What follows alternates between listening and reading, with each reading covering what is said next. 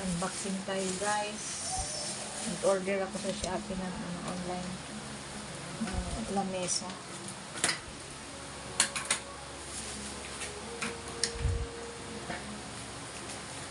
Foldable na lamesa.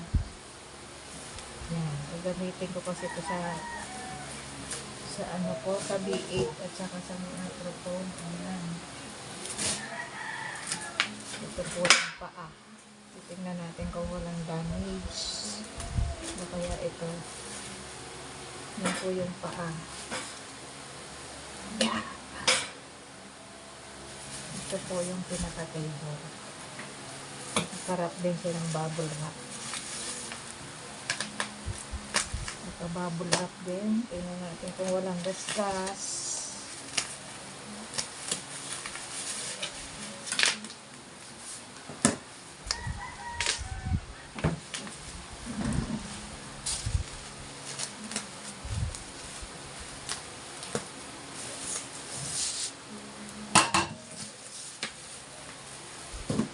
Guys, kulay puti yung in-order ko.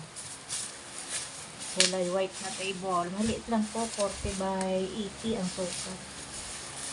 Kasi yung nilalagyan ko ng ng cellphone ko tsaka yung B8. Muuga. Kaya nahihilo ko eh.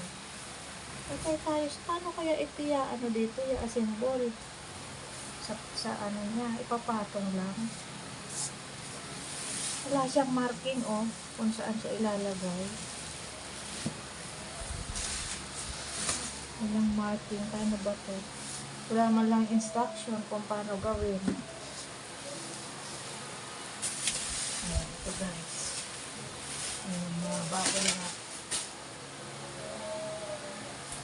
Wala siyang instruction eh. Ganyan siya.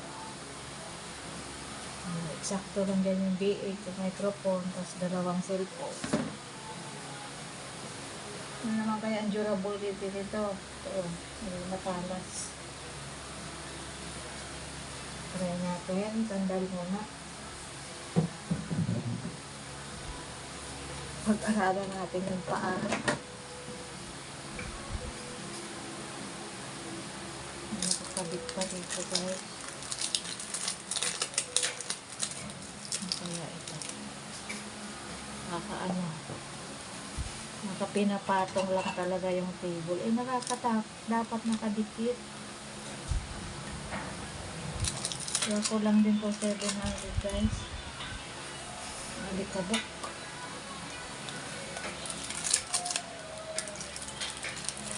Kaya ito wala lang instruction kung para saan ko. Walang demo. May screw siyang kasama guys.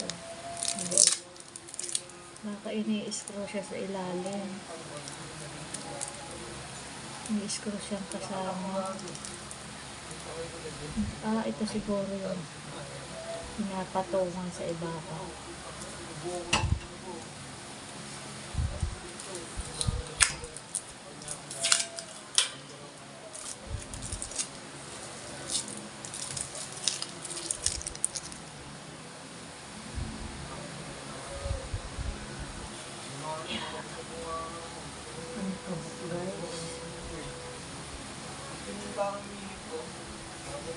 Ayun natin ito ulo pa. Ayun, bubuka na siya.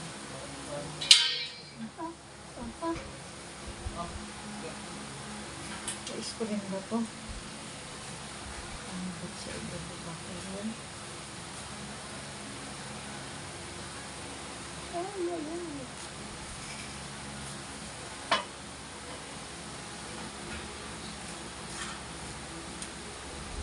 May kalawang agad guys. Ang kalawang. May kalawang. May spray. Makaibubuka lang siya. Napang kalahating kilo. Ito napakagaan. Ang gala natin yung tape pangit. Dikitan ko yung tape. May tape.